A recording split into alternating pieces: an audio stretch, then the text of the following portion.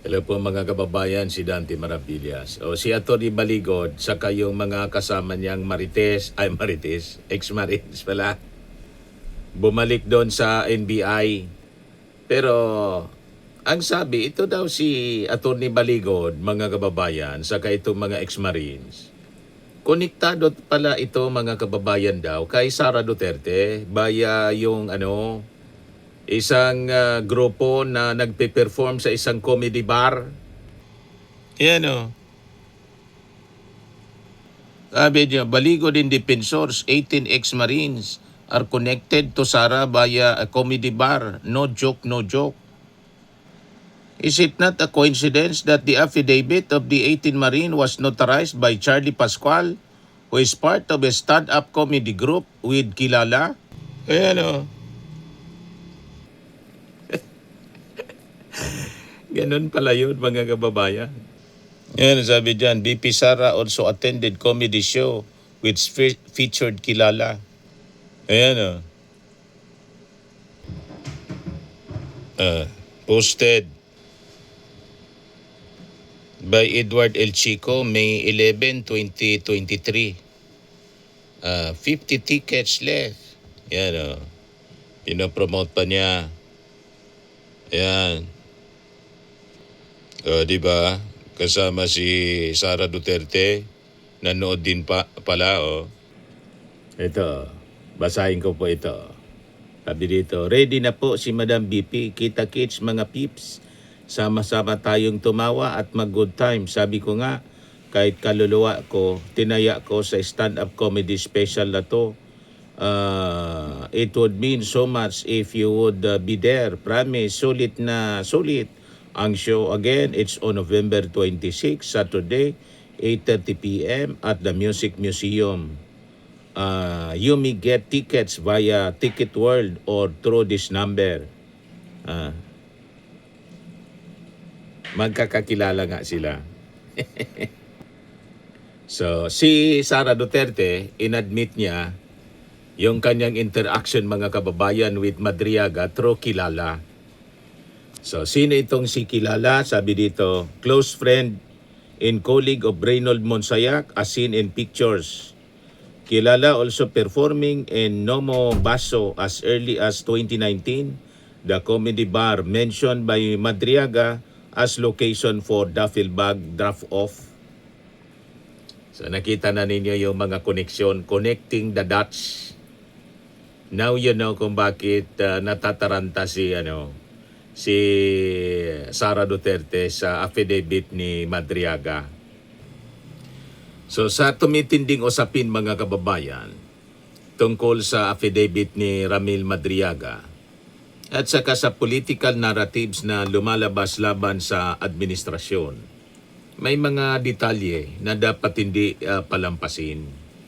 Ang grupo mga kababayan ng umano'y 18 ex-Marines na lumalabas ngayon bilang testigo. Ang kanilang affidavit na notarize ng isang abogado mula sa parehong social circle na konektado po kay Sara Duterte. Ang claim mga kababayan sa affidavit na may duffel bags na milyon umano yung laman na dinala sa isang comedy bar sa Timog at ang social network ng mga taong may documented proximity po sa Vice Presidente. Ngayon, kapag pinagsama-sama ang detalye ng mga ito, lumilinaw po ang mas malalim na tanong. Ang 18 Marines ba ay spontaneous na mga whistleblowers o parte siya ng isang coordinated political narrative na binuo mga kababayan sa loob ng iisang DDS fake news ecosystem? Ano tingin ninyo mga kababayan? Nasa NBI sila ngayon, no? Yung 18 ex-Marines ko, no? Yan, no? Abangan natin kung ano yung resulta ng kanilang testimony doon. So, pag-usapan natin itong narrative ng 18 ex-Marines na pinapalutang ni Atty. Baligod sa ni Mike Defensor bilang parte ng kanilang political messaging, mga kababayan. Kung saan sa mga unang linggo ng kontrobersiya, si Sara mismo yun ang endorse ng kanilang claim sa publiko. O na nag-react si Amy Marcos, sunod si Sara, sunod si Pulong. Bilib na bilib, mga kababayan, doon sa kwento ng 18 ex-Marines. So ito yung nagbigay ng political weight sa kanilang testimonya. Ngunit habang tumatagal, mga kababayan, yung diskurso, dumarami po ang mga tanong tungkol sa authenticity ng grupo, background ng mga testigo, kaya pinatawag po ng NBI. duda sa pagkatao nila. Saka yung legal preparation ng kanilang affidavit. Then kalaunan, nagkaroon, mga kababayan, ng public distancing mula kay Sara Duterte. At sinabing hindi niya personal na kilala itong mga ex-Marines. Pero mga kababayan, dito nagiging critical yung ibang mga detalye. Dahil kahit na may denial, ang legal at logistical support ng grupo ay lumilitaw ngayon na konektado sa mga taong malapit sa kanyang political circle. O diba? Mga kababayan, tulad ng pinakita ko po sa inyo. So ngayon, pag-usapan natin yung Timog Bar and Comedy Connection. Ayon, mga kababayan, sa Investigative Observation and Documentation, ang ilang mga personality na konektado sa network sa paligid ng 18 Marines narrative ay madalas na nakikita sa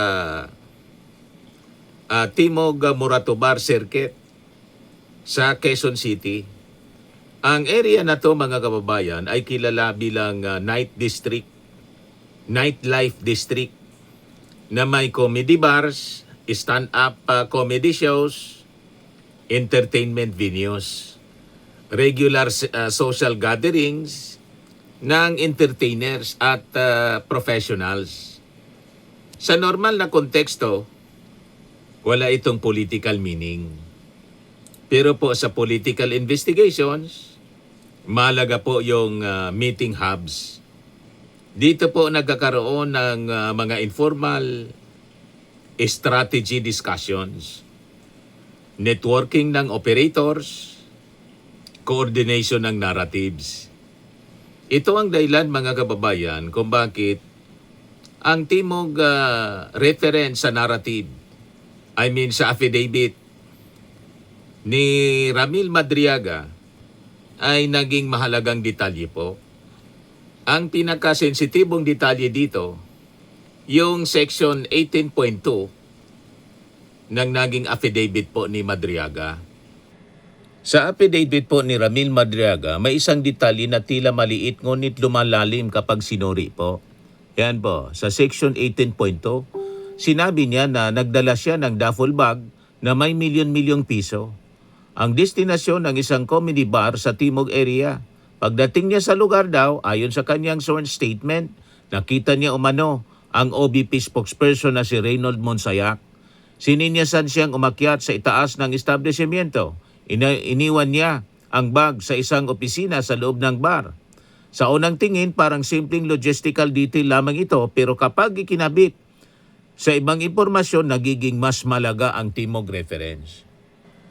Ganon, mga kababayan. Ngayon, dito tayo sa notary connection ni Attorney Charlie Pascual na biglang lumitaw po na siya daw nagpakilala na hindi niya bogos. Totooan niya na ako ang nagnotaryo, sa amin ni Atty. Pascual. Di ba, lumitaw last week? So ito pa po ang isang mahalagang detalye. Ang affidavits po ng 18 Marines ay notarized po ni Atty. Pascual, Charlie Pascual. Sa legal practice, ang notarization ay hindi po simpleng pirma lamang. Ito po ay nangangahulugan ng personal verification ng signatory, confirmation ng voluntary execution ng affidavit, professional involvement ng notary lawyer. At ang mas interesting na detalye mga kababayan, si Atty. Pascual ay bahagi siya ng isang stand-up comedy group network na may parehong koneksyon sa parehong comedy bar. Comedy bar scene kung saan naganap ang mga gatherings sa Timog Morato Street. Nakita na ninyo ang koneksyon mga kababayan, connecting the dots. May documented social connection din mga kababayan. Itong si attorney sa ibang personalities sa parehong legal at social circle. So dito pumapasok mga kababayan ang attorney Ryan Kilala connection. Sa parehong social circle na to mga kababayan, makikita rin si Atty. Ryan Kilala. Isang abogado na may dating koneksyon po sa Office of the Ombudsman. Sa isang social media post na publicly visible po, makikita ang kanyang suporta kay Sara Duterte. May larawan po na kasama ang Vice Presidente. Regular presence sa parehong social circles. Ayan o.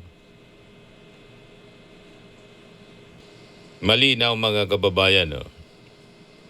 Posted by Edward Chico.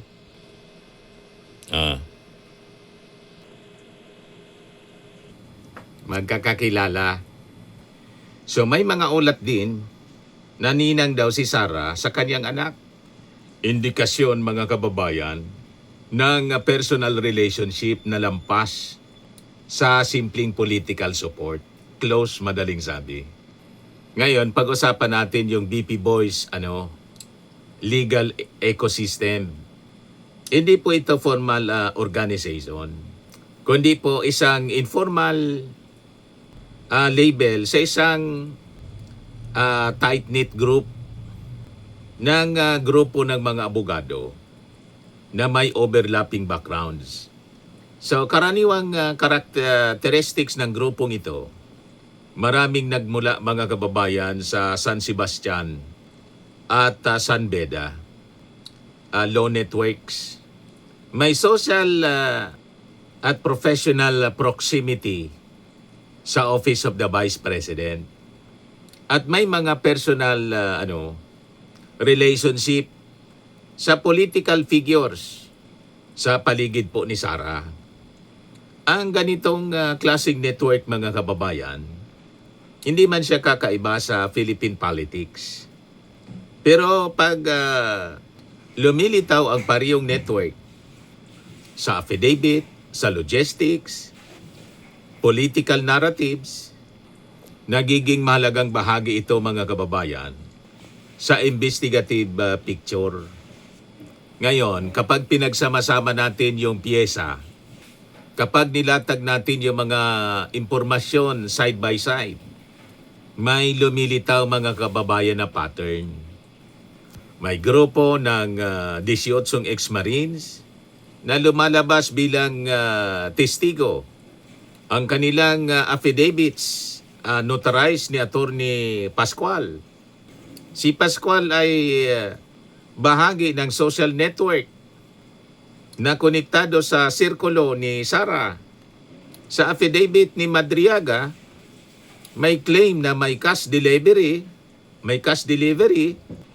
sa isang Timog Comedy Bar. At sa aligasyon mga kababayan ni Madriaga, doon daw nakita ang OBP spokesman na si Reynold Monsayak.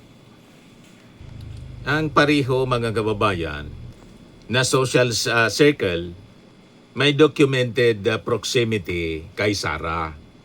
So ngayon, bakit ito mahalaga sa public accountability mga kababayan?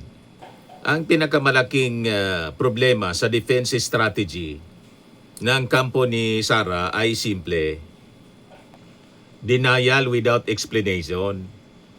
Kung may mga ganitong overlapping networks, legal, social, political, Ang inasahan ng publiko ay klarong paliwanag. Hindi po sapat yung sasabihin, hindi ko siya kilala. Tama. Kapag ang notary, lawyer, affidavit logistics, meeting ecosystem, ay paulit-ulit na lumilitaw mga kababayan sa parihong social network. So malinaw po ang record. May grupo ng 18 ex-Marines na inilalapit ni na Attorney Baligod at Mike Defensor. Ang kanilang affidavit ay notarized ni Attorney Charlie Pascual. Si Pascual ay bahagi ng stand-up comedy bar. Stand-up comedy social circle. Ang parehong circle ay konektado sa Timog Morato Bar Ecosystem. Sa affidavit ni Madriaga, may delivery ng cash. Nasabi niya, dineliver niya doon sa Timog Comedy Bar, yung minention sa affidavit ni Madriaga. At ang sabi doon, nakita yung spokesperson ng OBP na si Reynold Monsayak. Ngayon, may mga abogado sa parehong network na may documented proximity kay Sara Duterte. So ano pa ang masasabi ninyo niyan? So kapag pinagsama-sama natin ang mga ito, malinaw na lumilitaw mga kababayan ang iisang social at legal ecosystem na magkakakilala, magkakasama at magkakaugnay. Nagets na ninyo ang koneksyon, connecting the dots, mga kababayan. Malinaw niya, Mr. Maravillas. Di ba? So, naintindihan na ninyo, mga kababayan, kung bakit kailangan talagang i-secure si Ramil Madriaga. Ayan man lang po yung ating short video ngayon. Ako po si Dante Maravillas. Bye-bye po. God bless.